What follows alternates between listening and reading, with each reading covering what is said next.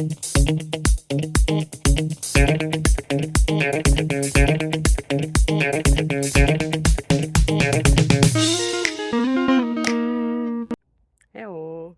So today is sports day, so it's time to do something for us, for our body, and of course for our mind. So how about this next question?